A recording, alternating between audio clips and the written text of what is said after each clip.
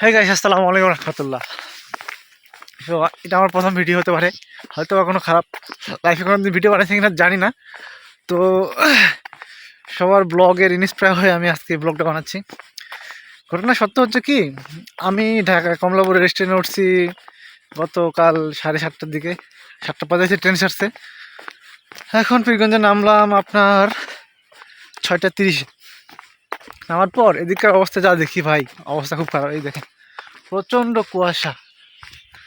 হ্যাঁ, এই যে আমি হাঁটতেছি, কান্দে একটা ব্যাগ নিয়ে, দুইটা ব্যাগ নিয়ে হাঁটতেছি। হ্যাঁ, প্রচণ্ড কুয়াশা। এর মধ্যে আর কি কি বলবো, ভ্যান পাইছিলাম, ভ্যান পাওয়ার পর পকেটে ভাই টাকা পয়সা নাই। এটা হচ্ছে গোপন কথা, কাউকে বলিয়েন না আবার। হ্যাঁ, পকেটে কোনো টাকা পয়সা নাই, চলতেছে এইভাবে আর কি।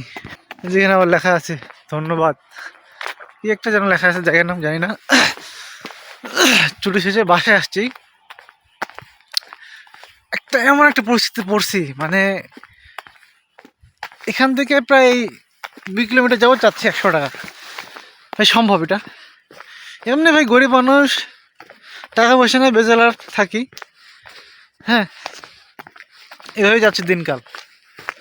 তো ভাই 100 টাকা দিতে যাবো কি জন্য? 20 টাকার ভাড়া আমি 100 টাকা দিতে যাবো কেন? আর 10 টাকার ভাড়া আমি 100 টাকা দিতে যাবো কোন দুঃখে? আমার টাকা পড়ছে। যাই হোক, সেটা বড় বিষয় না। বড় বিষয় হচ্ছে আমি এখন রাস্তায় হাঁটতেছি, প্রায় 4 থেকে 5 কিলোর মতো হাঁটছি আমি অলরেডি অন দ্য ওয়ে। জনসমুদ্র নাই, কোনো কিছুই নাই, আমি শুধু হাঁটতেছি। এটা লোকাল এরিয়া, এখানে ডাকাতি হওয়ার সম্ভাবনা থাকতে পারে। আপনারা সাবধানে চলবেন, যেখানে যান না কেন আপনারা সাবধানে চলবেন।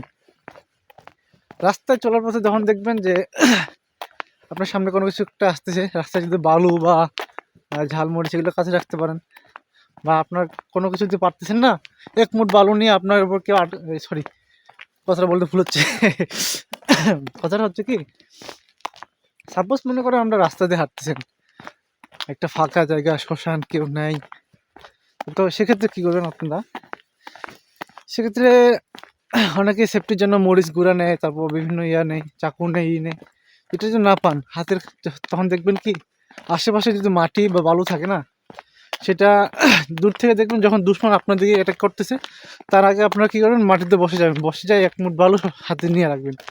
যদি কাছে আসে, ধস্তাধস্তি করে, প্রথমে পরিস্থিতি বুঝবেন, পরিস্থিতি বুঝার পর দেন যদি দেখেন যে আপনার দিকে অ্যাটাক করতেছে, ও চোখের মধ্যে ঢাস করে দিবেন ভালো মারে। অতএব কী হবে, সে চোখের মধ্যে বালু দেওয়ার পর যখন সে চোখ মুচড়াবে, মানে চোখ ঘষাবে, ঘষতে যায়, আপনি ওর জায়গার মতো একটা কিক মারি দেবেন, যে এভাবে মারি দেবেন, বুঝছেন? হ্যাঁ, আর কি যাচ্ছে দিনকাল কোনো মতো।